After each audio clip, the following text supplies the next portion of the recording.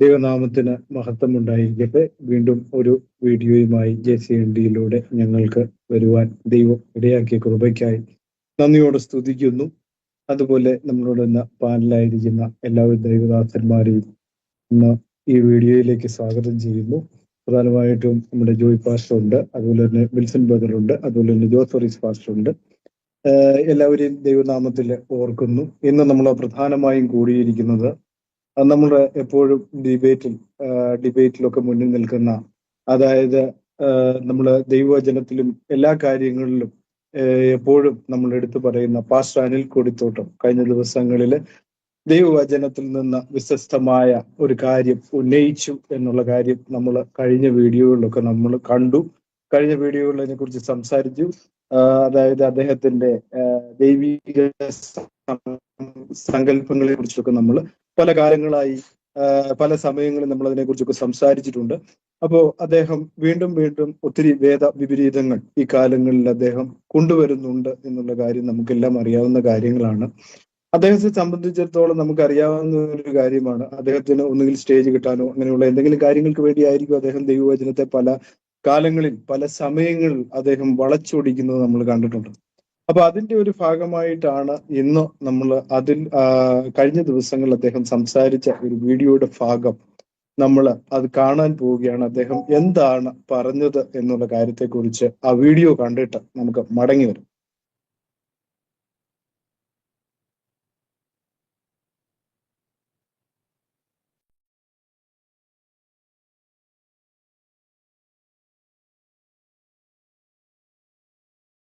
മേടിക്കണമെന്നും ഒക്കെ ഉള്ള നിലവാരം വിട്ടിട്ട് എനിക്ക് കുറെ കൂടി സമൂഹത്തിന് വേണ്ടി, രാജ്യത്തിന് വേണ്ടി ചിലതൊക്കെ ചെയ്യാൻ കഴിയണം എന്നുമുള്ള ഒരു ചിന്ത കൂടി ഉണ്ടാകണം. അത്രയും പറഞ്ഞുകൊണ്ട് ഞാൻ ആ പൊളിറ്റിക്കൽ തലമങ്ങ് വിടുന്നു. ഇനി നമുക്ക് നേരെ ഇതിലേക്ക് കിടക്കാം. കാരണം അതിൻ്റെ പരിമിതിയൊക്കെ ഞാനൊന്ന് കാണിച്ചു തന്നു. ഇന്ന കുഴപ്പമുണ്ട്, അത് അതിൻ്റെ മാത്രം പ്രശ്നമല്ല. ഇതൊക്കെ മാറാൻ എന്താ വഴി? അങ്ങനെ പെട്ടെന്നൊന്നും ഇത് മാറാത്തത് ഒരു സിസ്റ്റം കറക്റ്റഡ് ആണെങ്കിൽ അതിങ്ങനെ ഓടിക്കൊണ്ടിരിക്കും. തന്നെ ഇടിച്ചു നീക്കിയല്ലാതെ വഴിയൊന്നുമില്ല. അതിന് നമുക്ക് ഒരു മാറ്റവും വരുത്താൻ പറ്റില്ല. കാരണം നമുക്ക് കണ്ടു, ഒരു രാഷ്ട്രീയ സംവിധാനത്തെ കുറ്റം പറഞ്ഞ് മറ്റൊരു സംവിധാനം വന്നാൽ അതും കറക്റ്റഡ് ആകും.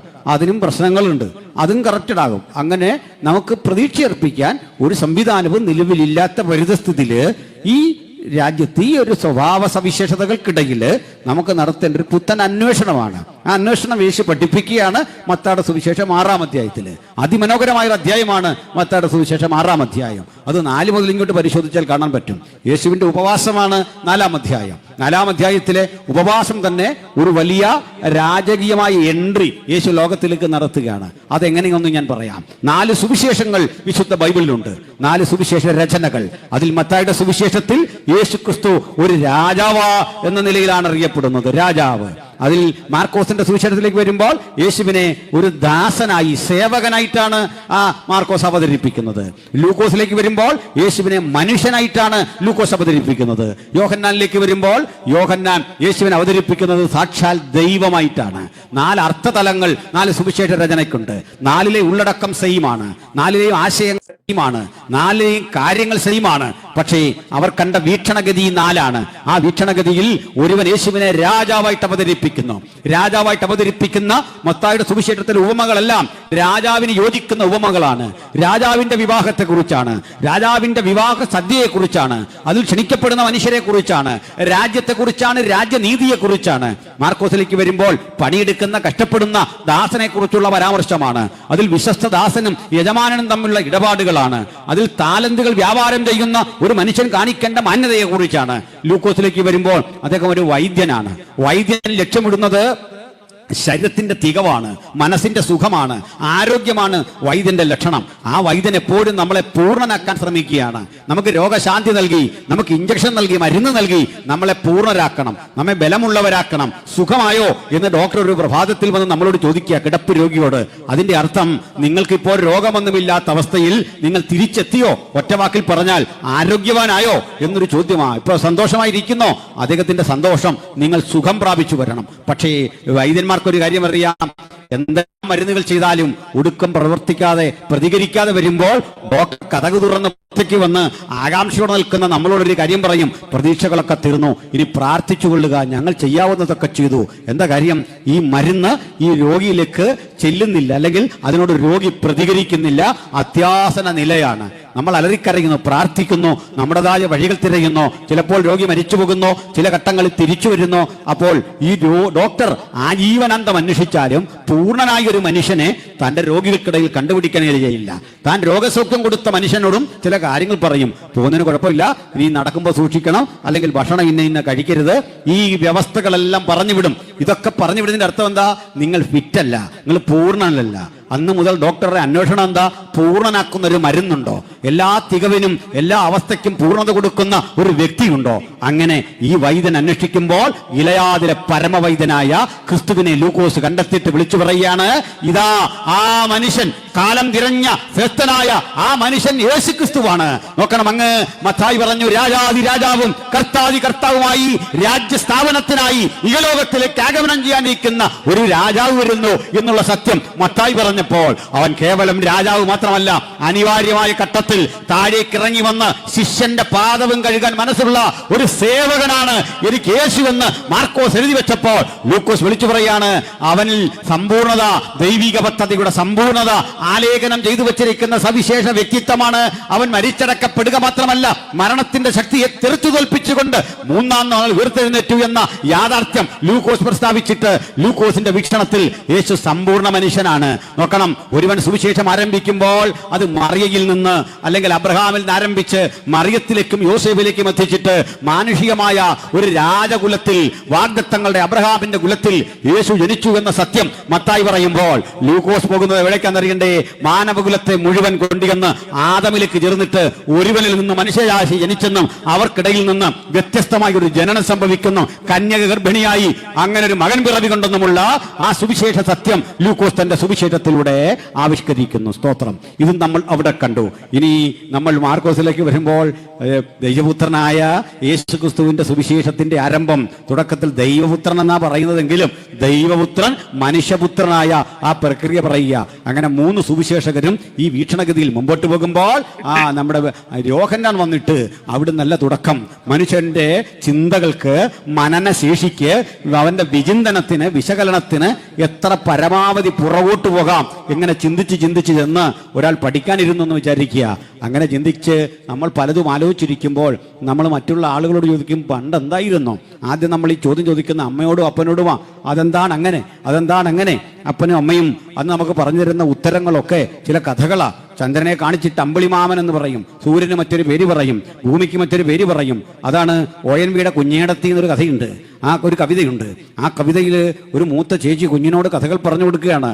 ആ പറഞ്ഞു കൊടുക്കുമ്പോൾ 100,000 കഥകൾ, ആ കഥകളെല്ലാം കെട്ടുകഥകളാണ്, കുട്ടി ആസ്വദിക്കുന്ന കഥകൾ. ഈച്ചയും പൂച്ചയും കഞ്ഞി വെച്ചിട്ടതിൽ പൂച്ച കുടിച്ചതും ഈച്ച മരിച്ചതും കുഞ്ഞേടത്തി പറഞ്ഞു കൊടുക്കുമ്പോൾ കുഞ്ഞി മോശയ്ക്കുമൊന്നും ഉത്തരം കിട്ടിയില്ല. ആകാംക്ഷ അതുകൊണ്ട് തീരുന്നില്ല. വീഡിയോ എല്ലാവരും ശ്രദ്ധിച്ച് കാണുമല്ലോ.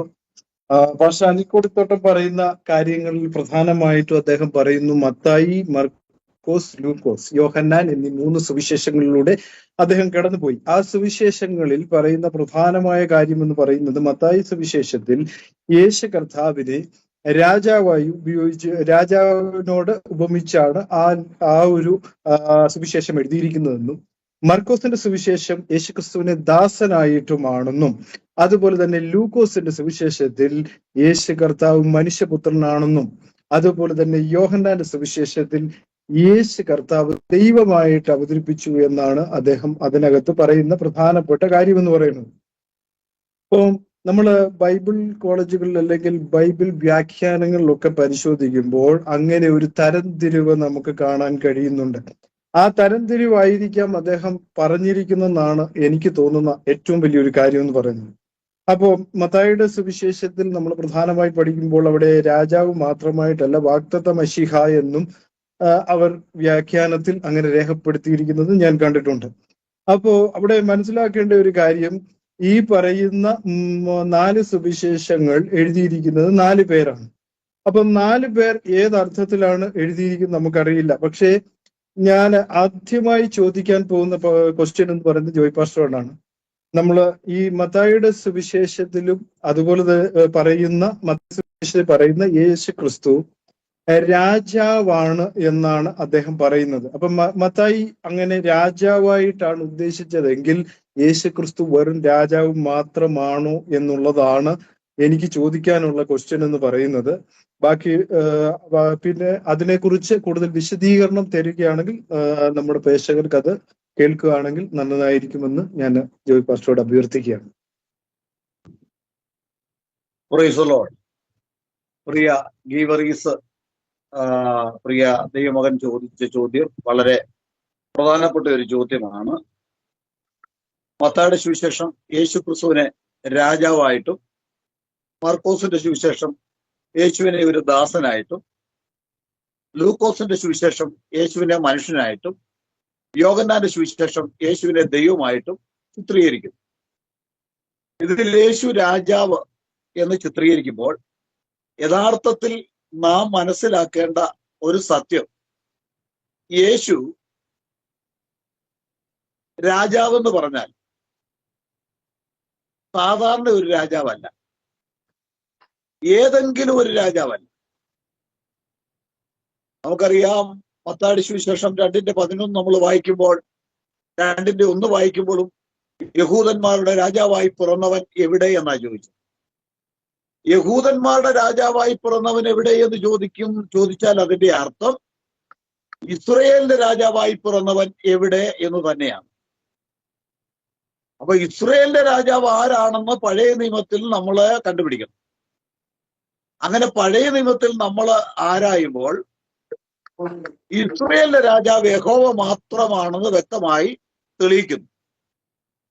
അപ്പോ അദ്ദേഹം പറഞ്ഞതുപോലെ യേശു ക്രിസ്തു ഏതെങ്കിലും ഒരു രാജാവല്ല, ഇസ്രയേലിന്റെ രാജാവായി വെളിപ്പെടേണ്ട യഹോവ തന്നെയാണ് യേശു ക്രിസ്തു എന്നാണ് ആ സത്യോപദേശം നമുക്ക് മനസ്സിലാക്കാൻ കഴിയുന്നത്. പല സന്ദർഭങ്ങളിലായി യേശു ക്രിസ്തു അത് സമ്മതിച്ചു കൊടുക്കേണ്ട സ്ഥലത്ത് സമ്മതിച്ചിട്ടുണ്ട്. ഞാൻ രാജാവാണ് എന്ന് പറഞ്ഞ് നടന്നിട്ടില്ല. താനൊരു മനുഷ്യപുത്രനായിട്ടാണ് വെളിപ്പെട്ടത്. തന്നെ യേശു ക്രിസ്തു ജനങ്ങളുടെ മുന്നിൽ പരിചയപ്പെടുത്തുമ്പോൾ മനുഷ്യപുത്രൻ എന്ന് തന്നെയാണ് പറഞ്ഞിട്ടുള്ളത്. കാൽവരി ക്രൂശിൽ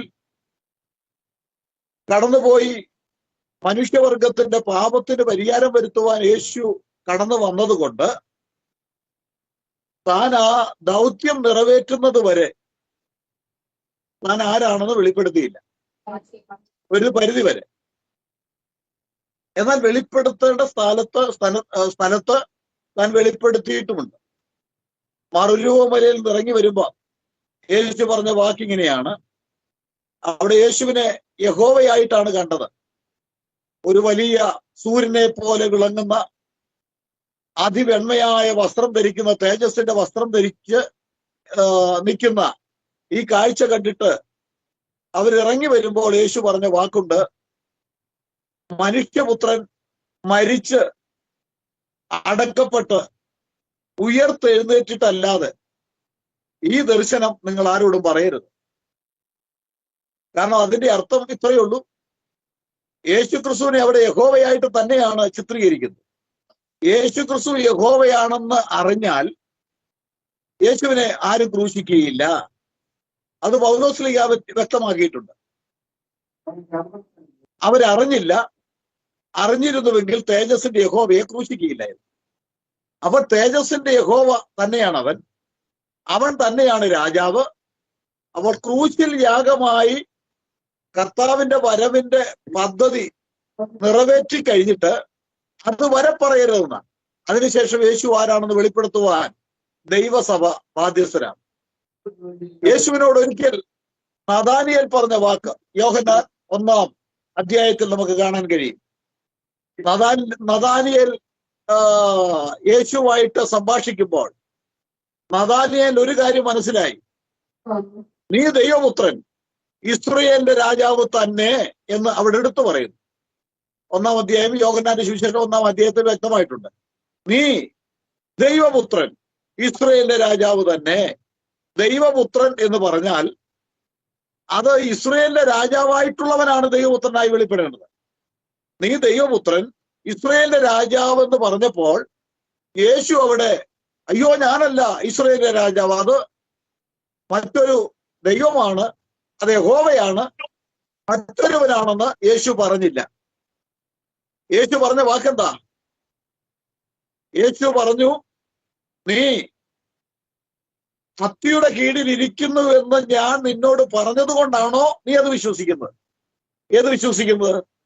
ഞാൻ ഇസ്രയേലിന്റെ രാജാവാണെന്ന് നീ വിശ്വസിക്കുവാൻ നിന്നെ അത്തിയുടെ കീഴിൽ വെച്ച് ഞാൻ കണ്ടു എന്ന് പറഞ്ഞത് കൊണ്ടാണോ വിശ്വസിക്കുന്നത്? അതിനേക്കാൾ വലുത് കാണും.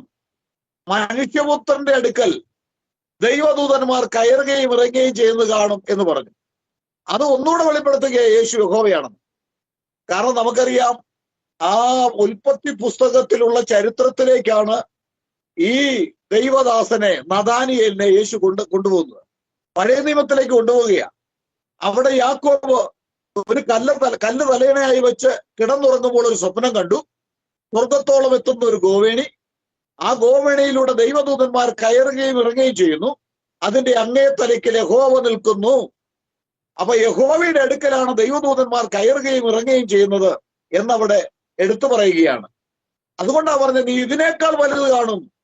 മനുഷ്യപുത്രൻ, ഈ മനുഷ്യപുത്രൻ എന്ന് പറയുന്നവന്റെ അടുക്കൽ ദൈവദൂതന്മാർ കയറുകയും ഇറങ്ങുകയും ചെയ്ത് കാണുമെന്ന് പറഞ്ഞാൽ സാക്ഷാൽ യഹോവയായിട്ട് ഈ മനുഷ്യപുത്രനെ നിങ്ങൾ കാണും, ആ വലിയ സംഭവം കാണും എന്നാണ് പറഞ്ഞ അവസാനം. ഒരിക്കൽ യേശുക്രിസ്തുവിനോട് പീലാത്തോസും അതുപോലെ തന്നെ ചോദിച്ചു, നീ ഇസ്രയേലിന്റെ രാജാവോ? യേശു പറഞ്ഞു, ഞാൻ അല്ല എന്ന് പറഞ്ഞില്ല, നിങ്ങൾ പറയുന്നത് ശരി എന്നാ പറഞ്ഞത്. അപ്പൊ ഇതിൽ നിന്നെല്ലാം അർത്ഥമാക്കാൻ കഴിയുന്നത്, ഇവിടുത്തെ പെന്തക്കോസ് പണ്ഡിതന്മാർ പഠിപ്പിക്കുന്നത് പോലെ യേശു ക്രിസ്തു സാധാരണ രാജാവിനെ പോലെ കേവലം ഒരു രാജാവല്ല. യേശുവിനെ രാജാവെന്ന് പറഞ്ഞാൽ നാം വിശ്വസിക്കേണ്ടത് യേശു തന്നെ യഹോവ എന്നാണ്. ആ യേശു ക്രിസ്തു ഇനി ഒലിവുമലയിൽ വരുന്നു. അവൻ രാജാതി രാജാവായി ഭരണം ഏറ്റെടുക്കുവാൻ പോകുന്നു. ഈ സത്യമാണ് അറിയേണ്ടത്.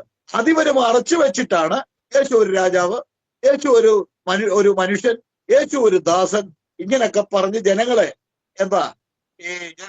ജനങ്ങളെ പൊട്ടന്മാരാക്കുക. ഇത് വിശദീകരിച്ചു കൊടുക്കണം. യേശു രാജാവെന്ന് പറഞ്ഞാൽ മനുഷ്യൻ ചിന്തിക്കുന്ന പോലെ ഒരു രാജാവല്ല, അവൻ തന്നെ യഹോവ എന്നതിന്റെ അർത്ഥം. ഏറെക്കുറെ ഗ്രഹിച്ചു എന്ന് തോന്നുന്നു. വർഷ പറഞ്ഞ കാര്യം കറക്റ്റ് ആണ്. അതായത് ദൈവം, അതായത് യഹോവയായ ദൈവം രാജാവായി ഭൂമിയിൽ ഇറങ്ങി വന്നു എന്നുള്ള കാര്യം അദ്ദേഹം അതിനകത്ത് സമർത്ഥിച്ചിട്ടുണ്ട്. അപ്പോ ഞാൻ അടുത്ത ക്വസ്റ്റ്യനിലേക്ക് പോവുകയാണ്. നമ്മൾ മർക്കോസിൽ കാണുന്ന ഒരു ദാസനെ കുറിച്ച് കർത്താവായ യേശു ക്രിസ്തുവിനെ ദാസനായിട്ട് സമർപ്പിച്ച് വച്ചിരിക്കുന്നത് നമുക്ക് അവിടെ കാണാൻ കഴിയുന്നുണ്ട്. അപ്പൊ അവിടെ നമ്മൾ ദാസനായിട്ട് കാണുമ്പോൾ മർക്കോസിന്റെ സുവിശേഷത്തിലേക്ക് വരുമ്പോൾ അവിടെ പറയുന്ന ഒരു കാര്യമുണ്ട്. എന്താണ്? താഴ്മയുള്ള ദാസൻ, അല്ലെങ്കിൽ ദാസന്റെ ഉദ്ദേശം, അതായത് മനുഷ്യപുത്രൻ ശുശ്രൂഷ ചെയ്യപ്പെടുവാനല്ല, മറ്റുള്ളവരെ ശുശ്രൂഷിക്കുവാനാണ് വന്നത് എന്ന് അവകാശപ്പെടുന്നുണ്ട്. അപ്പൊ 16:19 നമ്മൾ വായിക്കുന്നത് ഇങ്ങനെയാണ്: ഇങ്ങനെ കർത്താവായ യേശു അവരോട് അരുളി ചെയ്ത ശേഷം സ്വർഗത്തിലേക്ക് എടുക്കപ്പെട്ട് ദൈവത്തിന്റെ വലതു ഭാഗത്ത് ഇരുന്നു എന്ന് പറയുന്നു. അപ്പൊ ഇവിടെ ഈ വലതു ഭാഗത്തിരുന്നത് ദാസൻ എന്ന് പറയുമ്പോൾ ദാസനായിരുന്നു ഈ വലതു ഭാഗത്ത് ഇരുന്നത് എന്നുള്ളതാണ് നമ്മൾ ചിന്തിക്കുമ്പോൾ നമുക്ക് തോന്നുന്ന ഒരു കാര്യം എന്ന് പറയുന്നു. അപ്പൊ ഈ ദാസൻ, അപ്പൊ ലൂക്കോസിൽ നമ്മൾ വായിക്കുന്നു ഒരു മനുഷ്യപുത്രനെ കുറിച്ച്. അപ്പൊ മനുഷ്യപുത്രനും അതുപോലെ തന്നെ വലതു ഭാഗത്തിരിക്കുന്ന ദൈവത്തിന്റെ ദാസൻ, ഇങ്ങനെ രണ്ടു പേർ ഉണ്ടോ ക്രിസ്ത്യാനികൾക്ക് എന്നുള്ള ചോദ്യമാണ് പാസ്റ്റർ ജോസ് വർഗീസിനോട് എനിക്ക് ചോദിക്കാനുള്ളത്. എക്സ്പ്ലെയിൻ ചെയ്യുകയാണെങ്കിൽ വളരെ ഉപകാരമായിരിക്കും. കർത്താവിന് സ്തോത്രം. വളരെ നല്ലൊരു ചോദ്യമാണ്. നമ്മൾ സംസാരിച്ചു വന്നിരുന്നത്, ഇന്നത്തെ വിഷയത്തിന് ആധാരമായി നമ്മൾ എടുത്തത് സമീപകാലത്ത് പാസ്റ്റർ അനിൽ കൊടുത്തോട്ടം പ്രസംഗിച്ച അദ്ദേഹത്തിന്റെ ഒരു പ്രസംഗത്തിൽ നിന്നും 30 മുതൽ 33, 34 വരെയുള്ള സമയത്തെ ആസ്പദമാക്കി യേശു ക്രിസ്തുവിന്റെ 4 വിധ ശുശ്രൂഷയെ സംബന്ധിച്ചുള്ള ചോദ്യങ്ങളെ അടിസ്ഥാനപ്പെടുത്തിയുള്ള ചോദ്യത്തിൽ രണ്ടാമതായി യേശു ക്രിസ്തുവിന്റെ ദാസ്യത്തെ സംബന്ധിച്ച് ഉള്ളൊരു ചോദ്യമാണ് എന്നോട് ചോദിച്ചതെന്ന് ഞാൻ മനസ്സിലാക്കുന്നു. വിശുദ്ധ വേദപുസ്തകത്തിൽ മനുഷ്യരോടുള്ള വീണ്ടെടുപ്പിന്റെ ഭാഗമായിട്ട് യേശുക്രിസ്തു ദാസനായും മനുഷ്യനായും ദൈവപുത്രനായും മനുഷ്യപുത്രനായും ഈ 4 വിധ ശുശ്രൂഷയും നിവർത്തിച്ചിട്ടുണ്ട് എന്നുള്ളതാണ് വസ്തുത. അത് കേവലം പുതിയ നിയമത്തിൽ മാത്രം കാണുന്നതല്ല. ഈ ദാസ്യത്വത്തെ സംബന്ധിച്ച് യെശയ്യാ പ്രവചനം 42:1 പറയുന്നത്, ഇതാ ഞാൻ താങ്ങുന്ന എന്റെ ദാസൻ, എന്റെ ഉള്ളം പ്രസാദിക്കുന്ന എന്റെ വൃദ്ധൻ, ഞാൻ എന്റെ ആത്മാവിന്റെ അവന്റെ മേൽ വെച്ചിരിക്കുന്നു. അവൻ ജാതികളോട് ന്യായം പ്രസ്താവിക്കും. അവൻ നിലവിളിക്കുകയില്ല, ഒച്ചയുണ്ടാക്കുകയില്ല, തെരുവീഥിയിൽ തന്റെ ശബ്ദം കേൾപ്പിക്കുകയില്ല എന്ന് എഴുതിയിരിക്കുന്നു. മാത്രമല്ല, യെശയ്യാ 53 നമ്മുടെ കർത്താവിന്റെ മരണത്തെ സംബന്ധിച്ച് എഴുതിയിരിക്കുന്ന പ്രവചന ഭാഗത്തിലും തന്റെ പ്രയത്ന ഫലം കണ്ട് തന്റെ ദാസൻ തൃപ്തനാകും എന്നും എഴുതിയിരിക്കുന്നു. കേവലം യേശുക്രിസ്തു രാജാവാണോ, അല്ലെങ്കിൽ കേവലം ദാസനാണോ, കേവലം മനുഷ്യനാണോ, കേവലം ദൈവമാണോ എന്ന് ചോദിച്ചാൽ ബൈബിളിന്റെ ആകെത്തുക പരിശോധിക്കുന്ന ഒരു വ്യക്തിക്ക് മനസ്സിലാകും, ഇത് യേശുക്രിസ്തു എന്ന ദൈവത്തിന്റെ മനുഷ്യരുടെ രക്ഷയുമായി ബന്ധപ്പെട്ടിട്ടുള്ള 4 വിധ ശുശ്രൂഷകളെയാണ് കാണിക്കുന്നത്. ഇത് ഒന്നിനോട് വേർതിരിച്ച് ഇതിൽ നിന്നും ഒരു കഥാപാത്രത്തെ മാത്രമായിട്ട് ഫോക്കസ് ചെയ്ത് ഒരു ക്രിസ്ത്യാനിക്ക് മുന്നോട്ട് പോകാൻ കഴിയില്ല. കാരണം ബൈബിളിന്റെ ആകെത്തുക എന്ന് പറയുന്നത് യേശുക്രിസ്തു ദൈവമാകുന്നു എന്നുള്ളതാണ്. Praise the Lord. വിശുദ്ധ പൗലോസ് അപ്പോസ്തലൻ പറയുന്നത്, ഇന്ന് എന്റെ പ്രസംഗ വിഷയം അത് തന്നെയായിരുന്നു, യേശുക്രിസ്തു, Jesus Christ is the mystery of God revealed. ദൈവം വെളിപ്പെടുത്തിയ യേശുക്രിസ്തു ദൈവമാകുന്നു എന്നുള്ള മിസ്റ്ററി ആണ് ദൈവസഭയ്ക്ക് ഇന്ന്, അല്ലെങ്കിൽ ദൈവസഭ എന്ന് പറയുന്ന സോക്കോൾഡ് ചർച്ചുകൾക്ക് ഏറ്റവും അധികം മനസ്സിലാകാതെ കിടക്കുന്ന ഒരു കോംപ്ലക്സ് ആയിട്ടുള്ള ഇഷ്യൂ എന്നാണ് ഞാൻ മനസ്സിലാക്കുന്നത്. കുറച്ച് മുന്നോട്ട് പോയി ആ വീഡിയോയിൽ നമ്മൾ കാണുകയാണെങ്കിൽ യേശുക്രിസ്തു സാക്ഷാൽ ദൈവമാണെന്ന് താൻ തന്നെ പ്രസ്താവിക്കുന്നത് കാണാൻ കഴിയും. നമ്മൾ ഈ ഒരു ഭാഗം മാത്രം എടുത്തുകൊണ്ട് അദ്ദേഹത്തിന്റെ വീഡിയോയെ നമ്മൾ ജഡ്ജ് ചെയ്യുന്നതും ശരിയല്ല. കാരണം യോഹന്നാൻ 1:2-3 പറയുന്നത് പോലെ, അവനിലൂടെയും അവനാലും ഉളവായതൊന്നും അവനെ കൂടാതെ ഉളവായതല്ല, എല്ലാം ഉണ്ടാക്കിയത് സൃഷ്ടിച്ചത് യേശുക്രിസ്തു ആണ് എന്ന് സംസാരിച്ചിട്ടുണ്ട്. ട്രിനിറ്റേറിയന്മാരുടെ ഒരു പ്രസംഗ രീതി നമ്മൾ പരിശോധിച്ചാൽ നമുക്ക് കാണാൻ സാധിക്കും, യേശുക്രിസ്തുവിനെ വിവിധ നിലകളിൽ പ്രസ്താവിച്ചുകൊണ്ട് കേവലം മനുഷ്യപുത്രനാക്കുവാനും അല്ലെങ്കിൽ കേവലം ദൈവപുത്രൻ എന്നുള്ള നിലയിൽ രണ്ടാമനാക്കുവാനും പരിശ്രമിക്കുന്നുണ്ടെങ്കിലും അവരുടെ പ്രസംഗത്തിൽ ഒരിക്കലും യേശുക്രിസ്തുവിന്റെ രാജത്വമോ ദൈവത്വമോ ഒന്നും പൂർണ്ണമായി നിഷേധിക്കാൻ അവർക്ക് കഴിയുകയില്ല. മാത്രമല്ല, യേശുക്രിസ്തു ദൈവമാകുന്നു എന്ന് ഇവരെല്ലാം, ഈ മെയിൻ സ്ട്രീം പ്രസംഗകരെല്ലാം പ്രസംഗിച്ചിട്ടുണ്ട്.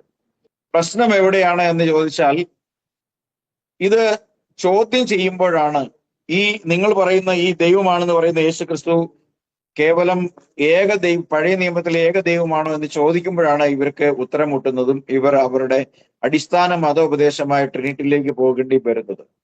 ട്രിനിറ്റി ഉപദേശിക്കുമ്പോൾ തന്നെ ഇവർക്കറിയാം യേശുക്രിസ്തു മാത്രമാണ് ദൈവം എന്നുള്ള സത്യത്തെ വിട്ടിട്ട് ഇവർക്ക് പോകാൻ കഴിയില്ല. അപ്പോൾ ഇവിടെ എല്ലായിടത്തും അവർ പിന്തുടരുന്ന ഒരു രീതിയുണ്ട്, ഒരു ഡബിൾ സ്റ്റാൻഡേർഡ് അവർ വെച്ച് പുലർത്താറുണ്ട്.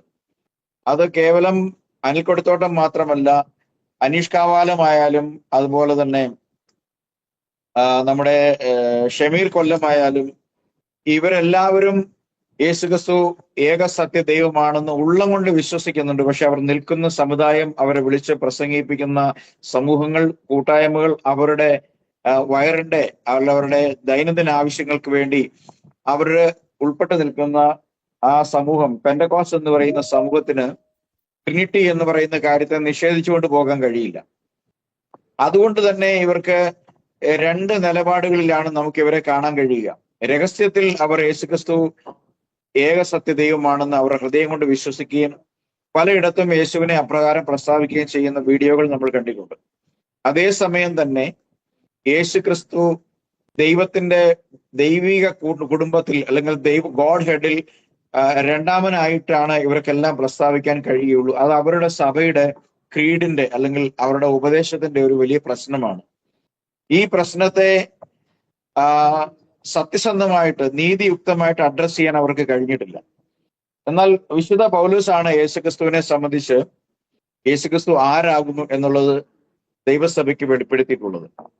അത് യേശുക്രിസ്തുവിന്റെ ദൈവത്വത്തെയും അല്ലെ യേശുക്രിസ്തു മാത്രമാകുന്നു ദൈവം എന്നുള്ള ബൈബിളിന്റെ അടിസ്ഥാന ഉപദേശത്തെയും പൂർണ്ണമായും എസ്റ്റാബ്ലിഷ് ചെയ്തുകൊണ്ട് സംസാരിക്കുന്ന അതേ ബൈബിൾ അവർ കൈവശം വെച്ചുകൊണ്ട് തന്നെയാണ് ഈ അടിസ്ഥാന ഉപദേശങ്ങളെ തള്ളിക്കളയുന്ന ഉപദേശങ്ങൾ ബൈബിളിൽ നിന്ന് തന്നെ ഉണ്ടാക്കിക്കൊണ്ട് അവർ യേശുക്രിസ്തു ചിലയിടത്ത് കേവലം ദാസനും, ചിലയിടത്ത് കേവലം വരുവാനുള്ള രാജാവും, അല്ലെങ്കിൽ ചിലയിടത്ത് മനുഷ്യനായും ചിലയിടത്ത് ദൈവമായിട്ടും പ്രസ്താവിക്കുന്നത്. എന്നെങ്കിലും അവർ ഈ അടിസ്ഥാന ഉപദേശത്തിന്റെ സത്യസന്ധതയിലേക്ക് വരികയാണെങ്കിൽ ദൈവം ജഡത്തിൽ വെളിപ്പെട്ടു എന്നുള്ള ആ ഒരു സത്യം അവർക്ക് അംഗീകരിക്കേണ്ടി വരും. അങ്ങനെയെങ്കിൽ എത്ര ദൈവമുണ്ട്? ദൈവം ഒന്നേ ഉള്ളൂ എന്നാണ് ഇവരുടെയും എല്ലാവരുടെയും പക്ഷം. ഇങ്ങനെയാണെങ്കിൽ ജഡത്തിൽ വെളിപ്പെട്ട ദൈവം ആരാണെന്ന് ചോദിച്ചാൽ ജഡത്തിൽ വെളിപ്പെട്ട ദൈവം രണ്ടാമൻ എന്ന് പറഞ്ഞുകൊണ്ട് അവർക്ക് മുന്നോട്ട് പോകാൻ കഴിയില്ല. എന്നാൽ ഫിലിപ്പി ലേഖനത്തിൽ പൗലോസ് പറയാണ്, അവൻ വേഷത്തിൽ മനുഷ്യനായി എന്നാ പറയുന്നത്, ദാസരൂപം എടുത്തു. അപ്പൊ മനുഷ്യന്റെ വീണ്ടെടുപ്പുമായിട്ടുള്ള ബന്ധത്തിലാണ് സ്വർഗത്തിൽ യഹോവയായി ദൈവമായിരിക്കുന്നവൻ, അല്ലെങ്കിൽ ഇരിക്കുന്നവനും ഇരുന്നവനും വരുന്നവനുമായിരിക്കുന്ന ദൈവം, സ്വർഗത്തിൽ ഇരിക്കെ ഭൂമിയിൽ ഇറങ്ങി വന്നവനും സ്വർഗത്തിലേക്ക് കയറിയവനുമായ കർത്താവ്, അല്പം മുമ്പ് ജോയ്പാസ് പറഞ്ഞതുപോലെ തേജസിന്റെ കർത്താവ്, ഈ വിധത്തിൽ ബൈബിൾ പരിചയപ്പെടുത്തുന്ന യേശുക്രിസ്തു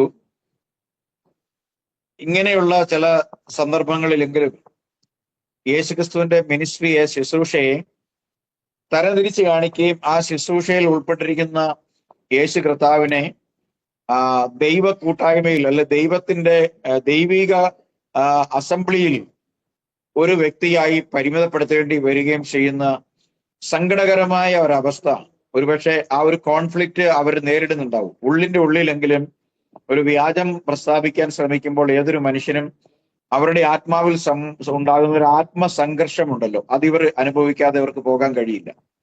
എന്നാൽ എന്തുകൊണ്ടാണ് ഇങ്ങനെയുള്ള ആളുകൾ ഇത് ചെയ്യുന്നതെന്ന് ചോദിച്ചാൽ ഞാൻ മനസ്സിലാക്കിയിടത്തോളം അത് അവരുടെ വയറിന്റെ പ്രശ്നമാണ്, അത് അവരുടെ എക്സിസ്റ്റൻസിന്റെ നിലനിൽപ്പിന്റെ പ്രശ്നമാണ്, അത് അവരുടെ സഭയുടെ പ്രശ്നമാണ്.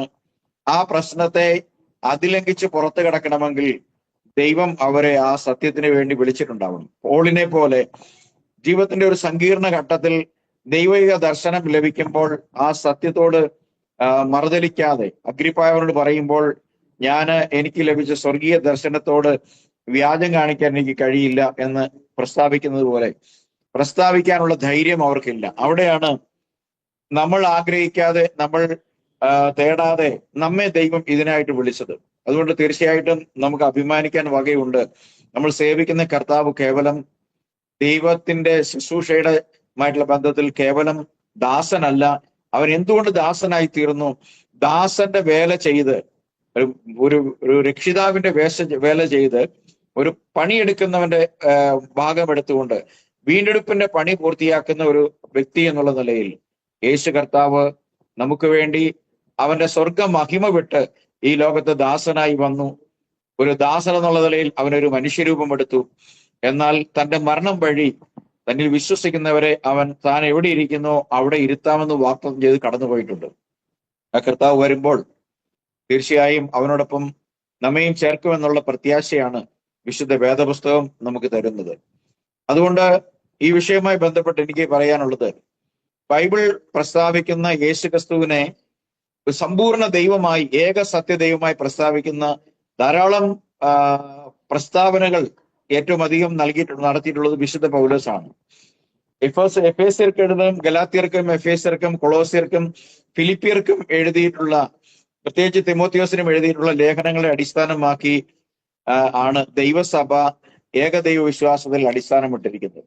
അവിടെയെല്ലാം പൗലോസ് റോമർക്ക് എഴുതിയ ലേഖനത്തിൽ യേശുവിനെ പറയുന്നത്, യേശു ആരാണ്? അവർ ഇസ്രായേലിന്റെ പുത്രത്വവും തേജസ്സും ന്യായപ്രമാണവും പിതാക്കന്മാരും ഇടപ്രകാരം ക്രിസ്തുവും വാഗ്ദത്തങ്ങളും നിയമങ്ങളും എല്ലാം അവർക്കുള്ളത്, എന്നാൽ ഈ ക്രിസ്തുവും അവർക്കുള്ളതെന്ന് പറഞ്ഞതിന് ശേഷം പറയണം, അവൻ എല്ലാത്തിനും മീതെ ദൈവമായി വാഴ്ത്തപ്പെട്ടവൻ. ഇപ്പൊ സകലത്തിനും മീതെ ദൈവമായിരിക്കുന്നവന്റെ ശുശ്രൂഷയിലെ ഒരു ഭാഗത്തെ ഒരു ചെറിയ സെർട്ടൈൻ പോർഷനെ എടുത്തു മാറ്റിക്കൊണ്ട് യേശുവിനെ മറ്റൊരു വ്യക്തിയാക്കി പ്രസ്താവിക്കാൻ കഴിയില്ല എന്നുള്ളൊരു കാര്യമാണ് ഞാൻ മനസ്സിലാക്കിയിട്ടുള്ളത്. അതാണ് എനിക്ക് ഈ വിഷയവുമായി സംബന്ധിച്ച് പറയാനുള്ളത്. Thank you pastor. പാസ്റ്റർ പറഞ്ഞ ഒരു കാര്യം എന്ന് പറയുന്നത്, അദൃശ്യനായ ദൈവത്തിന് തന്റെ ഡ്യൂട്ടി ചെയ്യുവാനായിട്ട് ദാസരൂപം എടുക്കേണ്ടതായി വന്നു എന്ന് അദ്ദേഹം പറയുന്നുണ്ട്. അപ്പോൾ അതിനകത്ത് നമ്മൾ മനസ്സിലാക്കേണ്ട ഒരു കാര്യം, ദൈവം രണ്ടാമത്തെ വ്യക്തി അയച്ചെന്നോ അല്ലെങ്കിൽ മൂന്നാമത്തെ വ്യക്തി അയച്ചെന്നോ എന്നുള്ള പ്രയോഗം അവിടെ ഉണ്ടാകുന്നില്ല. അങ്ങനെയായിരുന്നുവെങ്കിൽ ഫിലിപ്പോസ് ചോദിക്കുമ്പോൾ പറഞ്ഞിരുമായിരുന്നു, ഞാൻ മറ്റൊരാളായിരുന്നു എന്ന് പറഞ്ഞിരുമായിരുന്നു. അങ്ങനെയൊന്നും കർത്താവായ യേശു ക്രിസ്തു പറയുന്നില്ല എന്നുള്ളതാണ് നമുക്ക് കാണാൻ കഴിയുന്നത്. പിന്നെ അദ്ദേഹം യോഹന്നാന്റെ സുവിശേഷത്തിൽ പറഞ്ഞൊരു കാര്യം എന്ന് പറയുന്നത്, യോഹന്നാന്റെ സുവിശേഷത്തില് പറയുന്ന ഒരു കാര്യം പൂർണ്ണ ദൈവം എന്നുള്ള ഒരാശയമാണ് യേശു ക്രിസ്തുവിനെ കുറിച്ച്. അപ്പൊ പിതാവായ ഒരു ദൈവവും അദ്ദേഹത്തിനുണ്ട് എന്നുള്ളതാണ് വാസ്തവപരമായ കാര്യം എന്ന് പറയുന്നത്. യേശു ക്രിസ്തുവും ദൈവമാണ്, അതുപോലെ തന്നെ പിതാവും ഒരു ദൈവമാണ്. അപ്പൊ രണ്ട് ദൈവങ്ങളും പറയുന്നു. അതുപോലെ തന്നെ മൂന്നാമത് പരിശുദ്ധ ആത്മാവും വരുന്നു എന്നുള്ളതാണ് നമുക്ക് കാണാൻ കഴിയുന്ന ഒരു വാസ്തവം എന്ന് പറയുന്നത്. മൂന്ന് കാര്യങ്ങൾ അദ്ദേഹം ആ 4 സുവിശേഷങ്ങളിൽ മെൻഷൻ ചെയ്ത് പോയിട്ടുണ്ട്. അപ്പം അതിനകത്ത് എനിക്ക് കാണാൻ കഴിഞ്ഞത്, യോഹന്നാന്റെ സുവിശേഷം ആദ്യം വായിക്കുമ്പോൾ അവിടെ എഴുതിയിരിക്കുകയാണ്, 1-ാം അധ്യായം 1-ാം വാക്യത്തിൽ പറയുന്നു, ആദിയിൽ വചനമുണ്ടായിരുന്നു, വചനം ദൈവത്തോടു കൂടെയായിരുന്നു, വചനം ദൈവമായിരുന്നു എന്ന് അവിടെ പറയുന്നു. അപ്പോ അദ്ദേഹം വേറൊരു കാര്യം കൂടി അവിടെ പറയുന്നുണ്ട്, രോഗസൗഖ്യത്തെ കുറിച്ച്. യോഹന്നാന്റെ സുവിശേഷത്തിൽ മൊത്തം നമ്മൾ കാണുമ്പോൾ അത്ഭുതങ്ങൾ കൊണ്ട് നിറഞ്ഞ ഒരു കാര്യമാണ്. അത്ഭുതങ്ങൾ കൊണ്ട് മാത്രം നിറഞ്ഞ ഒരു കാര്യം തന്നെയാണ് യോഹന്നാന്റെ സുവിശേഷം നമ്മൾ കാണുന്ന ഒരു കാര്യം. അപ്പൊ വചനം ദൈവമായിരുന്നു എന്ന് പറയുമ്പോൾ, അപ്പോൾ ദൈവവും വചനവും മറ്റൊരു ദൈവമായിരുന്നോ എന്നുള്ളതും ഒരു ക്വസ്റ്റ്യനായിട്ട് ഞാൻ മുസ്തംബദറോട് ചോദിക്കുകയാണ്. അതുപോലെ തന്നെ അദ്ദേഹം ചോദിച്ച മറ്റൊരു കാര്യം ഈ രോഗസൗഖ്യം. ഈ രോഗസൗഖ്യത്തിന് വേണ്ടി മാത്രമാണോ യോഹന്നാന്റെ സുവിശേഷം? മറ്റ് സുവിശേഷങ്ങളിൽ പറഞ്ഞിട്ടില്ലേ? മത്തായിയുടെ സുവിശേഷത്തിലും മർക്കോസിന്റെ സുവിശേഷത്തിലും ലൂക്കോസിന്റെ സുവിശേഷത്തിലും പറഞ്ഞിട്ടുണ്ട്. അപ്പോൾ മെഡിക്കൽ ഫീൽഡുകളിൽ നമ്മൾ പഠിക്കുമ്പോൾ മെഡിക്കൽ ഫീൽഡുകളിൽ ചെയ്യാൻ പറ്റുന്ന അല്ലെങ്കിൽ മരുന്ന് കൊണ്ട് മാറുന്ന രോഗങ്ങളുമുണ്ട്, അതായത് അത് മരുന്നുകൊണ്ട് മാറാത്ത രോഗങ്ങളുണ്ട്. അതില് ഈ യേശു ക്രിസ്തു സൗഖ്യം നൽകുന്നതുണ്ട്, സൗഖ്യം തരാത്തതും ഉണ്ട് ഉള്ളത് നമുക്കറിയാവുന്ന കാര്യമാണ്. ചിലരുടെ സമയം അടുത്ത് കഴിയുമ്പോൾ അവർ യാത്ര പറയുന്നു ഈ ലോകത്തോട്. അങ്ങനെയുള്ള സൗഖ്യങ്ങളും നമുക്ക് കാണാൻ കഴിയുന്നുണ്ട്. അപ്പോൾ ദൈവവചനത്തിൽ എല്ലാ വചനത്തിലും നമുക്ക് സൗഖ്യം കിട്ടും എന്ന് നമുക്ക് പൂർണ്ണമായി പറയാൻ കഴിയുകയില്ല. പറയാൻ കഴിയുമോ എന്നുള്ള കാര്യവും വിൽസൺ ബ്രദർ വിശദീകരിക്കുകയാണെങ്കിൽ നല്ലതായിരിക്കും. ഞാൻ വിൽസൺ ബ്രദറിന് കൈമാറുന്നു. Praise the Lord. നല്ലൊരു ചോദ്യമാണ്. ലൂക്കോസിൽ നിന്നും ഒരു ചോദ്യം ലഭിച്ചതും ഞാൻ ദൈവത്തെ അതിനായി സ്തുതിക്കുന്നു. ലൂക്കോസിൽ തന്നെയാണ് കർത്താവായ യേശു ക്രിസ്തു ശരിക്കും അദ്ദേഹം ആരാണ് എന്ന് ഉള്ള കാര്യം നേരെ നമുക്കൊരു സംശയം വരാതെ ചൂണ്ടിക്കാണിച്ചു തരുന്നത്. അദ്ദേഹം ആരാണ് എന്ന് ചൂണ്ടിക്കാണിക്കുന്നത്. അപ്പോൾ അതില് എനിക്ക് ഏറ്റവും ഇഷ്ടമുള്ള ഒരു ഭാഗം 24-ാമത്തെ അധ്യായത്തിന്റെ 25-ാമത്തെ വാക്യവും പിന്നീട് 44 മുതൽ ഉള്ള വാക്യങ്ങളിൽ യേശു ശിഷ്യന്മാരോട് പറയുന്നു, പ്രവാചകന്മാർ പറഞ്ഞത് സകലതും വിശ്വസിക്കാത്ത മന്ദബുദ്ധികളെ എന്ന് വിളിക്കുന്നുണ്ട്.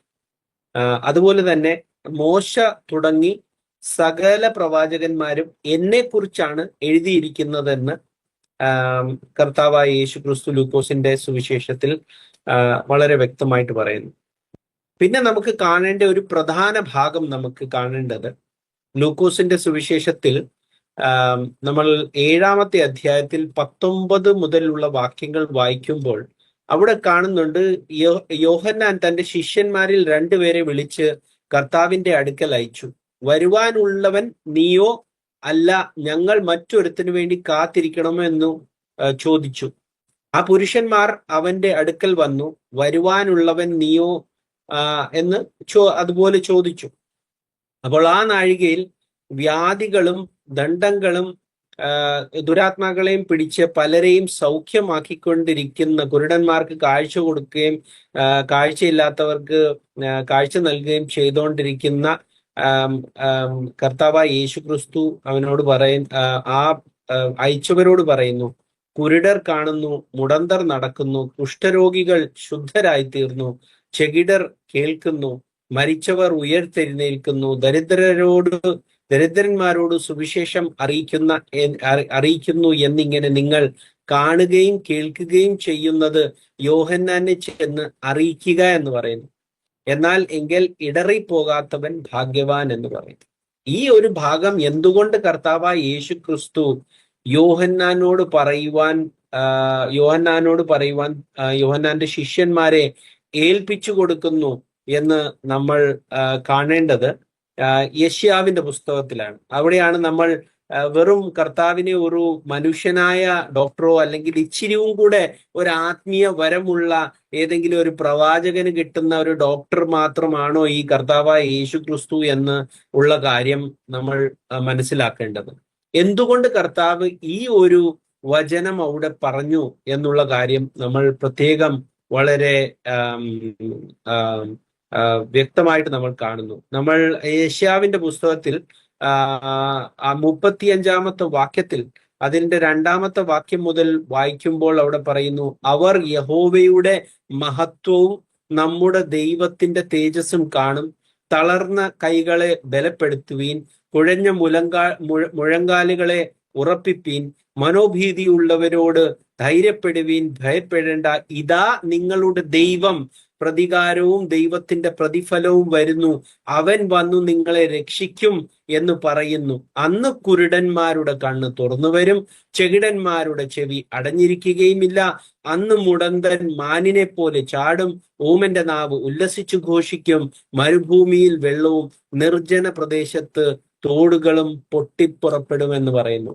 അപ്പോൾ ഇവിടെ വളരെ വ്യക്തമായിട്ട് കർത്താവായ യേശു ക്രിസ്തു താൻ ആര് എന്ന് യെശയ്യാവിലെ പ്രവചനത്തിൽ 35-ാമത്തെ അധ്യായത്തിലേക്ക് വരുമ്പോൾ പറയുന്നത് ആരെയാണ് കാണുന്നത്? അവിടെ യഹോവയാണ് അവിടെ കാണുന്നത്. യഹോവയാണ് വന്ന് അവിടെ സൗഖ്യം നൽകുന്നത്, മുടന്തരെ സൗഖ്യം നൽകുന്നത്, കാഴ്ചയില്ലാത്തവർക്ക് സൗഖ്യം നൽകുന്നത്, കുഷ്ഠരോഗികൾക്ക് സൗഖ്യം നൽകുന്നതെന്ന് വളരെ വ്യക്തമായിട്ട് പറയുന്നു. അതോടുകൂടെ ഈ സുവിശേഷം അറിയിക്കുകയും ചെയ്യുന്ന, ഏറ്റവും ഉന്നതമായ ഒരു സുവിശേഷം അറിയിക്കുകയും ജാതികൾക്കും അത് അറിയിക്കുകയും എന്ന് ചെയ്യുന്ന വളരെ വ്യക്തമായിട്ടുള്ള വചനം പറഞ്ഞ് യോഹന്നാന്റെ അടുക്കെ അയക്കുന്നത്.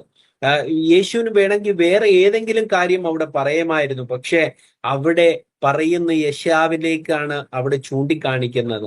അതുകൊണ്ട് പ്രവാചകന്മാർ യേശുവിനെ കുറിച്ച് ആരെന്ന് പറഞ്ഞു എന്ന് നമ്മൾ മനസ്സിലാക്കാതെ പോയാൽ നമ്മൾ വെറും ഒരു സാധാരണ ഒരു പ്രവാചകൻ അല്ലെങ്കിൽ ഇച്ചിരി ഒരു ആത്മീയ വരമുള്ള പ്രവാചകനായി കർത്താവായ യേശു ക്രിസ്തുവിനെ കാണും. അവിടെ കർത്താവ് വളരെ വ്യക്തമായിട്ട് പറയുന്നു, ആ കർത്താവ് തന്നെയാണ് യഹോവയായ ദൈവം. ഈ രോഗികൾക്കെല്ലാം സൗഖ്യദായകനായി ഈ ലോകത്തിൽ കടന്നു വന്ന കർത്താവായ ദൈവം. അപ്പോൾ നമ്മൾ വേറെ ഒരു വചനം കൂടെ ഞാൻ പറയുവാൻ ആഗ്രഹിക്കുന്നത് യെശയ്യാവിന്റെ പുസ്തകത്തിൽ തന്നെ 64-ാമത്തെ അധ്യായത്തിൽ പറയുന്നു, 4-ാമത്തെ വാക്യം. അതിൽ പറയുന്നു, നീ അല്ലാതെ ഒരു ദൈവം തന്നെ കാത്തിരിക്കുന്നവന് വേണ്ടി പ്രവർത്തിക്കുന്നതും പണ്ട് മുതൽ ആരും കേട്ടിട്ടുമില്ല, ഗ്രഹിച്ചിട്ടുമില്ല. അപ്പോൾ കാത്തിരുന്നത് യോഹന്നാൻ ആർക്കു വേണ്ടിയാണ്? നീയാണോ ഞങ്ങൾ കാത്തിരിക്കേണ്ടത് എന്ന് ചോദിച്ച യോഹന്നാനോട് പറയുന്നു, കാത്തിരിക്കുന്നവന് വേണ്ടി പ്രവർത്തിക്കുന്ന വേറെ ഒരു ദൈവവുമില്ല, വേറെ ഒരു വ്യക്തിയുമില്ല.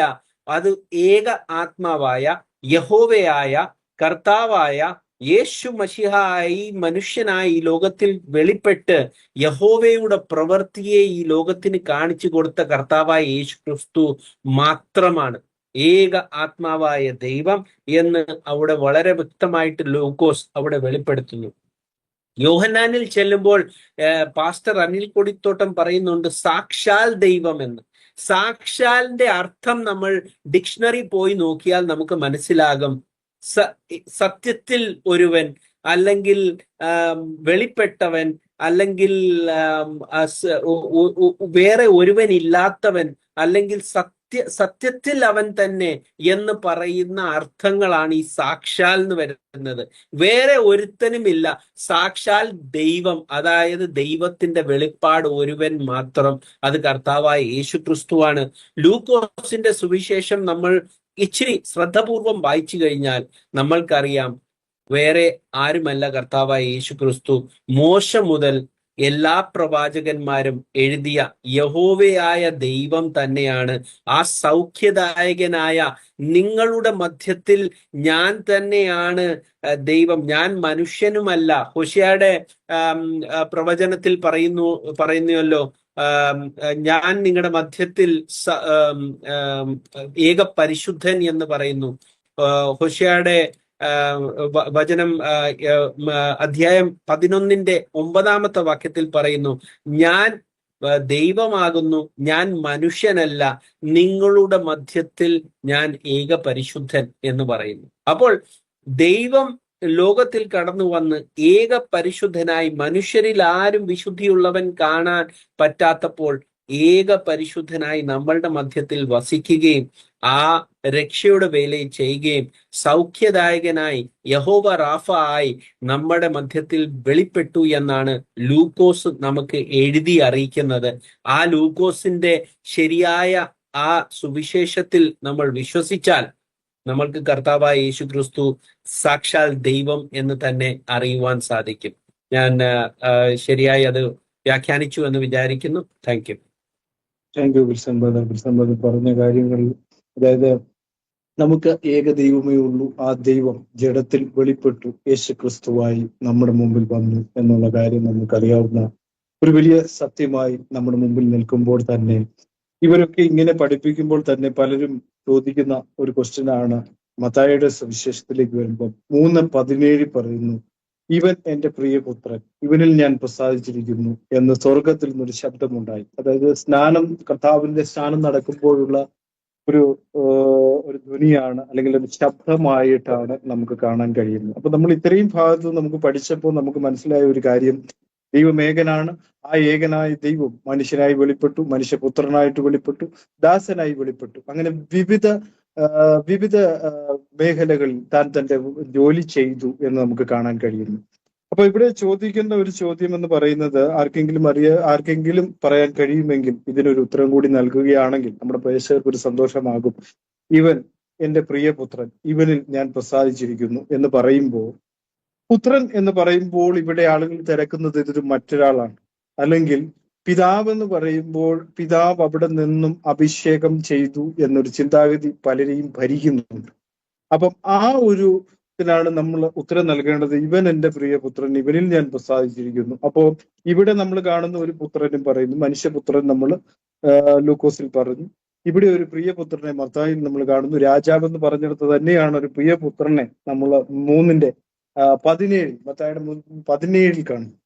അപ്പോ ഇവിടെ പ്രിയപുത്രൻ എന്ന് പറയുമ്പോൾ ഒരു പിതാവ് കാണണമല്ലോ പ്രിയപുത്രൻ ഉള്ളപ്പോൾ. അപ്പൊ ഇത് രണ്ടു പേരാണോ? ഒന്ന് വിശദീകരിക്കാൻ ആർക്കെങ്കിലും കഴിയുമോ?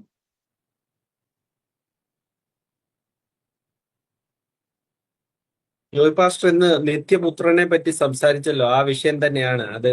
എനിക്ക് തോന്നുന്നത് ജോയ് പാസ്റ്റർ നല്ലപോലെ വ്യാഖ്യാനിക്കുമെന്ന് തോന്നുന്നു.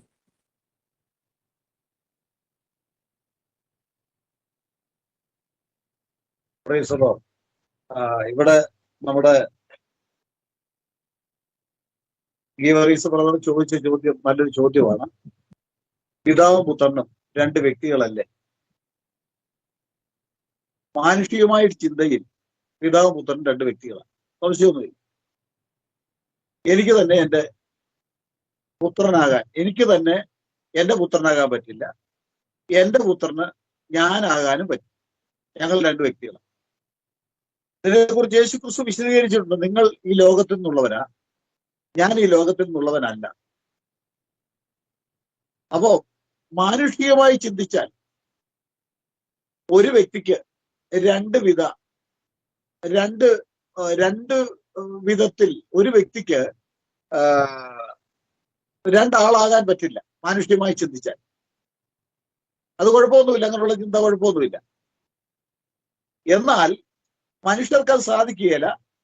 മനുഷ്യർക്ക് അസാധ്യമായിട്ടുള്ളത് എല്ലാം ദൈവത്തിന് സാധ്യമെന്ന ബൈബിൾ പറയും. ദൈവത്തിന് കഴിയും. ആ ദൈവത്തിന് തന്നെ തന്റെ തന്നെ പുത്രനാകാൻ ദൈവത്തിന് കഴിയും. യേശു ക്രിസ്തു നിത്യപുത്രനല്ല.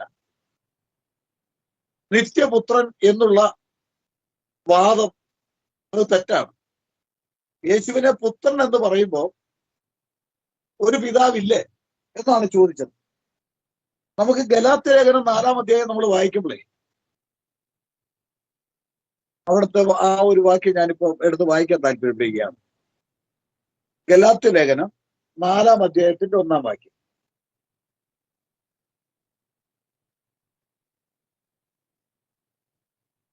ഇങ്ങനെയാ വായിക്കുന്നത്: അവകാശി സർവത്തിനും യജമാനനെങ്കിലും ശിശുവായിരിക്കുന്നിടത്തോളം ദാസനേക്കാൾ ഒട്ടും വിശേഷതയുള്ളവനല്ല. പിതാവ് നിശ്ചയിച്ച അവധിയോളം രക്ഷാകരന്മാർക്ക് വിചാരകന്മാർക്കും കീഴ്പ്പെട്ടവനത്രേ എന്ന് ഞാൻ പറയുന്നു. ഇതാരാ? യഥാർത്ഥ അവകാശിയാണ്, ഉടയവനാണ്, യഥാർത്ഥ യജമാനുമാണ്.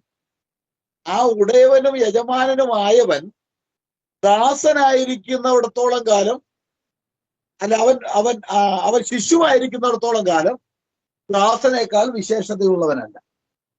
ദൈവത്തെക്കുറിച്ച് പറയുമ്പോൾ ദൈവം എന്നുള്ളത് ഒരു ഉന്നത പദവിയാണ്, ഏറ്റവും അത്യുന്നത പദവിയാണ്. അപ്പോൾ തന്നെ മനുഷ്യൻ എന്ന് പറഞ്ഞാൽ ഒരു താണ പദവിയാണ്. ദൈവത്വം ഉന്നത പദവിയും മനുഷ്യത്വം ഒരു താണ നിലവാരം എന്ന് പറഞ്ഞാൽ തരം താഴ്ന്ന എന്നുള്ള അർത്ഥത്തിലല്ല. ആ മനുഷ്യൻ, ദാസൻ എന്നൊക്കെ ഇപ്പോൾ നമ്മൾ ചിന്തിച്ചതുപോലെ മർക്കോസിന്റെ സുവിശേഷം ദാസനായിട്ട് ചിത്രീകരിക്കുന്നു. അതൊരു താഴ്ന്ന നിലവാരത്തെയാണ് സൂചിപ്പിക്കുന്നത്. തരം താഴ്ന്ന നിലവാരമല്ല, ശ്രേഷ്ഠമേറിയ ഒരു താഴ്ചയാണ്. എന്ന് പറഞ്ഞാൽ ആരാണ് ഈ പുത്രനായിട്ട് വന്നത്? പുത്രനായിട്ട് ആര് വരും? ഇപ്പോൾ നമ്മുടെ വിൻസൻ ബ്രദർ പറഞ്ഞതുപോലെ കാത്തിരുന്നത് ആർക്ക് വേണ്ടിയാണ് അവർ കാത്തിരുന്നത്? യെശയ്യാപ്രവചനം 25:9 നമ്മൾ വായിക്കുമ്പോൾ, ഇതാ നമ്മുടെ ദൈവം, അവനെ അത്രേ നാം കാത്തിരുന്നത്, അവൻ വന്ന് നമ്മളെ രക്ഷിക്കും, അവൻ തന്നെ യഹോവ, അവൻ ദൈവം, അവൻ യഹോവ, അവന് വേണ്ടിയാണ് കാത്തിരുന്നത്. യഹോവയ്ക്ക്, ദൈവത്തിന് എങ്ങനെ രക്ഷിക്കാൻ കഴിയും? രക്ഷിക്കണമെങ്കിൽ രക്തം ചൊരിയണം. ആത്മാവായ ദൈവത്തിന്റെ രക്തമില്ല, ജഡവുമില്ല. പിന്നെ അതിനുവേണ്ടി മനുഷ്യനെ രക്ഷിക്കുവാൻ ദൈവം തന്നെ, യഹോവ തന്നെ ദാസനായിട്ട്, ഒരു പുത്രനായിട്ട് ഈ ലോകത്തിലേക്ക് കടന്നു വന്നു. ആ ദൈവത്തിന്, അല്ലെങ്കിൽ ആ പിതാവിന് ഒരു പുത്രനായിട്ട് കടന്നു വരുവാൻ കഴിയും. കാരണം അവൻ ദൈവമായതുകൊണ്ട്. നമുക്കത് കഴിയില്ല. അപ്പൊ ഈ പിതാവ്, പുത്രൻ എന്ന് പറയുന്നത് രണ്ട് വിധ നേച്ചർ, രണ്ട് വിധ പ്രകൃതിയാണ്. ഈ രണ്ട് വിധ പ്രകൃതിയും ഒരുവനിൽ തന്നെയാണ് നിലകൊള്ളുന്നത്. ദൈവത്തെ നമുക്ക് ആളത്വത്തോട് കൂടി കാണുവാൻ, ദൈവത്തെ ഒരു വ്യക്തിയായിട്ട് കാണുവാനായിട്ട് നമുക്ക് കഴിയുന്നത് യേശുവിലൂടെ മാത്രമാണ്. ദൈവം ആത്മാവാണ്. ആത്മാവായ ദൈവത്തെ ആർക്കും കാണാൻ കഴിയുകയില്ല, കണ്ട് ജീവനോടെ ഇരിക്കാൻ പറ്റില്ല. ദൈവം അദൃശ്യനാണ്. ഈ അദൃശ്യനായ ദൈവം മനുഷ്യർ കാണേണ്ടതിന് വേണ്ടി കടന്നു വന്നവനാണ് യേശു ക്രിസ്തു. അതുകൊണ്ടാണ് യേശു പറഞ്ഞത്, കാണാത്തവർ കാണുവാൻ ഞാൻ ഈ ലോകത്തിലേക്ക് വന്നിരിക്കുന്നു. കാണാത്തവർ കാണുവാൻ എന്ന് പറഞ്ഞാൽ എന്താ? ദൈവത്തെ ആർക്കും കാണാൻ കഴിയുകയില്ല. എന്നാൽ ദൈവത്തെ കാണുവാൻ, യോഹന്നാന്റെ ഭാഷയിൽ പറഞ്ഞാൽ, ഞങ്ങൾ കണ്ടത്, ഞങ്ങൾ തൊട്ടത്, ഞങ്ങൾ സ്പർശിച്ചത് ആയ ജീവന്റെ, ഹല്ലേലൂയ. അപ്പോൾ നമുക്ക് മനസ്സിലാക്കാൻ കഴിയുന്നത് ഈ ദൈവവും പുത്രനും രണ്ട് വ്യക്തികളെ അല്ല. നമ്മൾ ഈ ലോകത്ത് പ്രവർത്തിക്കുന്നു. ആരുടെ പ്രവൃത്തിയാണ് ചെയ്യുന്നത്? നമ്മളിലുള്ള ആത്മാവ് പറയുന്നതനുസരിച്ചാണ് നമ്മൾ പ്രവർത്തിക്കുന്നത്. നമ്മൾ ഉദാഹരണം, രാവിലെ എഴുന്നേൽക്കണമെങ്കിൽ, നമ്മുടെ ശരീരം എഴുന്നേൽക്കണമെങ്കിൽ നമ്മുടെ ആത്മാവ് നമ്മോട് തന്നെ പറഞ്ഞിട്ടാ. ദേഹം, ദേഹി, ആത്മാവ് 3 വ്യക്തികളല്ല. നമ്മൾ രാവിലെ കുളിക്കണമെങ്കിൽ, ആഹാരം കഴിക്കണമെങ്കിൽ, എന്തെങ്കിലും പ്രവൃത്തി ചെയ്യണമെങ്കിൽ ആ പ്രവൃത്തി ചെയ്യുന്നത് നമ്മുടെ ശരീരമാണ്. പ്രവൃത്തി ചെയ്യിക്കുന്നത് ശരീരമല്ല, അതിൻ്റെ ഉള്ളിലെ യഥാർത്ഥ ആത്മാവാണ്. അപ്പൊ ഈ ആത്മാവും ഈ നമ്മുടെ ജഡവും, ഞാനും എൻ്റെ ആത്മാവും രണ്ട് വ്യക്തികളല്ല. ദൈവവും ആത്മാവാണ്. ആത്മാവായ ദൈവവും തന്റെ ശരീരം എന്ന് പറയുന്നതാണ് ഈ പുത്രൻ. പുത്രത്വം. അതുകൊണ്ടല്ലേ സ്തെഫാനോസ് പറഞ്ഞത്, നീ ദൈവപുത്രൻ, നീ ഇസ്രയേലിന്റെ രാജാവ് തന്നെ. ഇസ്രയേലിന്റെ രാജാവ് എന്ന് പറഞ്ഞാൽ യഹോവയായ ആത്മാവായ ദൈവ. അപ്പം ദൈവത്തിന് പ്രവർത്തിക്കുവാൻ വേണ്ടി, ഈ ലോകത്തിലേക്ക് മനുഷ്യനെ രക്ഷിക്കുവാൻ വേണ്ടി, പ്രവർത്തിക്കുവാൻ വേണ്ടി ദൈവം താൻ തനിക്കായ ഒരു ശരീരം ഒരുക്കുന്ന, ആ ശരീരത്തിന് ദാസൻ എന്ന് വിളിക്കാം, പുത്രൻ എന്ന് മനുഷ്യപുത്രൻ എന്ന് വിളിക്കാം, പുത്രൻ എന്ന് വിളിക്കാം, ദാവീദിന്റെ സന്തതി എന്ന് വിളിക്കാം, സ്ത്രീയുടെ സന്തതി എന്ന് വിളിക്കാം. ഇതെല്ലാം യോജിച്ച പ്രയോഗങ്ങളാണ്. അപ്പോൾ പിതാവും പുത്രനും, ബൈബിൾ പഠിപ്പിക്കുന്ന പിതാവും പുത്രനും മനുഷ്യന്റെ നിലയിലുള്ള ഒരു പിതാവിനെയും പുത്രനെയും പോലെ രണ്ട് വ്യക്തികൾ അല്ല. രണ്ട് വ്യക്തികളാണെന്ന് ആർക്കും കാണിച്ചു തരാൻ കഴിയില്ല. അപ്പൊ അതാണ് ഒന്നാമത് മനസ്സിലാക്കേണ്ടത്. കാരണം അതിന് ഒത്തിരി ഉദാഹരണങ്ങളുണ്ട്, ധാരാളം ഉദാഹരണങ്ങളുണ്ട്. നമുക്കറിയാം, യേശു ക്രിസ്തു കുഞ്ഞാടാ. കുഞ്ഞാടെന്ന് പറഞ്ഞാൽ 4 കാലും 1 വാലുമുള്ള കുഞ്ഞാടല്ല. യേശു ക്രിസ്തുവിന്റെ രക്ഷണ്യ പദ്ധതി പഴയ നിയമകാലത്ത് കുഞ്ഞാടിനെ യാഗമായി അറുത്ത് അതിന്റെ രക്തം ചൊരിഞ്ഞിട്ട് വേണം മനുഷ്യന്റെ പാപത്തിന് പരിഹാരം വരുത്താൻ. ആ കുഞ്ഞാടിനെ സൂചിപ്പിക്കുവാൻ വേണ്ടി യേശു ക്രിസ്തു ദൈവ കുഞ്ഞാടാണ്. അപ്പോൾ തന്നെ ഈ യാഗം കഴിക്കുവാൻ ശുശ്രൂഷ ചെയ്യുന്ന മഹാപുരോഹിതനാരാ? അത് യേശു ക്രിസ്തു തന്നെയാ, ശ്രേഷ്ഠ മഹാപുരോഹിതൻ. ഒരുവനും തന്നെ യാഗമാകുകയും അവൻ തന്നെ യാഗ ശുശ്രൂഷ ചെയ്യുകയും ചെയ്യാൻ ആർക്ക് കഴിയും? മനുഷ്യന് കഴിയുമോ? ഇല്ല. അപ്പോൾ മനുഷ്യന് കഴിയാത്തതെല്ലാം, മനുഷ്യന് അസാധ്യം, മനുഷ്യന് അസാധ്യമായിട്ടുള്ളതെല്ലാം ദൈവത്തിന് സാധ്യം. ദൈവത്തിന് പിതാവാകാനും ആ പിതാവ് തന്നെ മനുഷ്യത്വത്തിൽ പുത്രൻ എന്ന രീതിയിൽ, വേഷത്തിൽ മനുഷ്യൻ എന്നാ പറഞ്ഞിരിക്കുന്നത്, മനുഷ്യ സാദൃശ്യം എന്നാ പറഞ്ഞിരിക്കുന്നത്. നമ്മൾ മനുഷ്യ സാദൃശ്യം, നമ്മൾ യഥാർത്ഥത്തിൽ മനുഷ്യനായി വന്നവരല്ല, നമ്മൾ മനുഷ്യർ തന്നെയാ. മനുഷ്യനായി വരിക എന്ന് പറഞ്ഞാൽ ദൈവത്തിന് മാത്രമേ കഴിയൂ. അവൻ വേഷത്തിൽ മനുഷ്യനായി തീർന്നു. ഈ മനുഷ്യത്വത്തിനാണ് പുത്രൻ എന്ന് പറയുന്നത്. ദൈവത്തിന്റെ ആത്മാവായ ദൈവം ജഡത്തിൽ വെളിപ്പെട്ട, അല്ലെങ്കിൽ താൻ മനുഷ്യരെ രക്ഷിക്കുവാൻ വേണ്ടി സ്വീകരിച്ച ആ ജഡത്തെയാണ് പുത്രൻ എന്ന് പറയുന്നത്. ഇത് രണ്ട് വ്യക്തികളെ അല്ല. ഇത് തന്നെ വിശദീകരിക്കാനാണെങ്കിൽ നമുക്ക് എല്ലാവർക്കും കൂടെ ഒരു ദിവസം, അല്ലെങ്കിൽ സംശയം ചോദിച്ചാൽ നമുക്ക് എല്ലാവർക്കും കൂടെ അത് സമയം എടുത്ത് വിശദീകരിക്കാം. ഒത്തിരി തെളിവുകൾ കൊടുക്കാം. ഉൽപ്പത്തി മുതൽ വെളിപ്പാട് വരെ പിതാവും പുത്രനും രണ്ട് വ്യക്തികളല്ല എന്ന് തെളിവ് കൊടുക്കുവാൻ നമ്മുടെ ഈ ഗ്രൂപ്പിൽ ഉള്ളവർക്കെല്ലാം കഴിയും. ആകയാൽ പിതാവും പുത്രനും രണ്ട് വ്യക്തികളല്ല. മനുഷ്യരെ പോലെ ചിന്തിക്കരുത്. നിങ്ങൾ മനുഷ്യരാണ്. മനുഷ്യനുള്ളിലുള്ളത് മനുഷ്യൻ ചിന്തിക്കുന്നു. പക്ഷേ ദൈവത്തിന് അസാധ്യമായിട്ടൊന്നുമില്ല. Okay, thank you. Thank you mister. ഒന്ന് വിശദീകരിച്ചോ? ഞാൻ പകല് പോലെ പറയുന്നുണ്ടെങ്കിൽ പറഞ്ഞു, കുഴപ്പമില്ല. തീർന്നു. ഓക്കെ. ഒരു കാര്യം മാത്രം അവിടെ ആഡ് ചെയ്യാൻ ആഗ്രഹിക്കുന്നു. മറ്റേ അവരുടെ ഒരു വിശ്വാസം എന്ന് പറഞ്ഞു കഴിഞ്ഞാൽ സ്വർഗത്തിലെ ദൈവപുത്രൻ മനുഷ്യപുത്രനായെന്ന്. അങ്ങനെ ഒരു കാര്യമേ വചനത്തിലില്ല.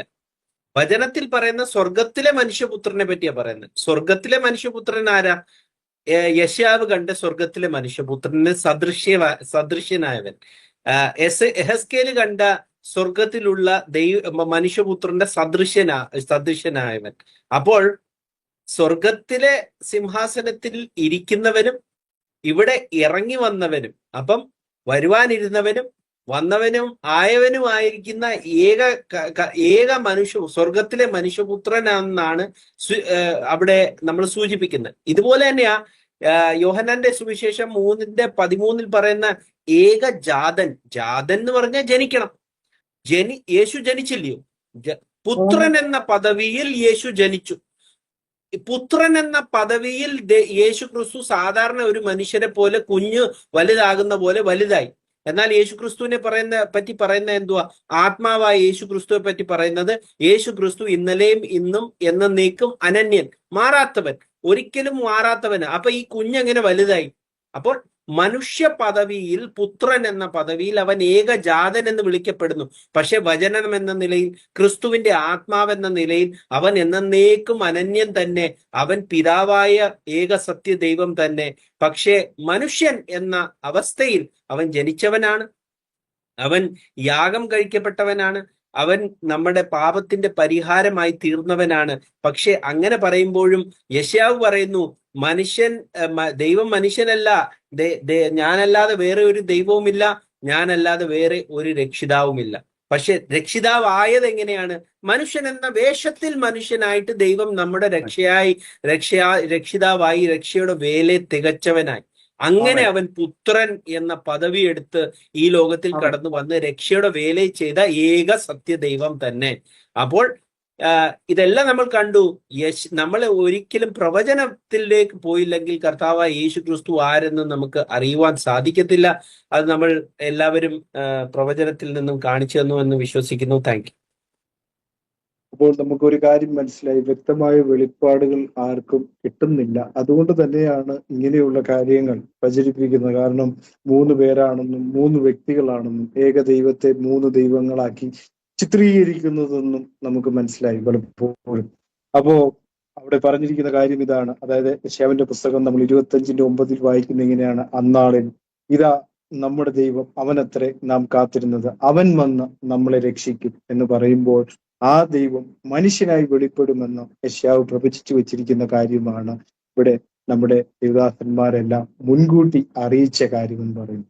അപ്പൊ അനിൽ കൊടിത്തോട്ടം പോലെയുള്ള പാസ്റ്റർമാർ എന്തിനു വേണ്ടി ഇങ്ങനെ ആളുകളെ പറ്റിക്കുന്നു എന്ന് നമുക്കറിയില്ല. എങ്കിലും ദൈവം അവർക്കൊരു മാനസാന്തരം കൊടുക്കട്ടെ എന്ന് ഓർപ്പിച്ചുകൊണ്ട് ഈ വീഡിയോ ഇവിടെ വൈൻഡപ്പ് ചെയ്യുന്നു. വീണ്ടും അടുത്ത എപ്പിസോഡുമായി വീണ്ടും ഞങ്ങൾ കടന്നു വരുന്നവരെയും ദൈവം എല്ലാവരെയും ധാരാളമായി സമൃദ്ധിയായും അനുഗ്രഹിക്കട്ടെ. ആമേൻ.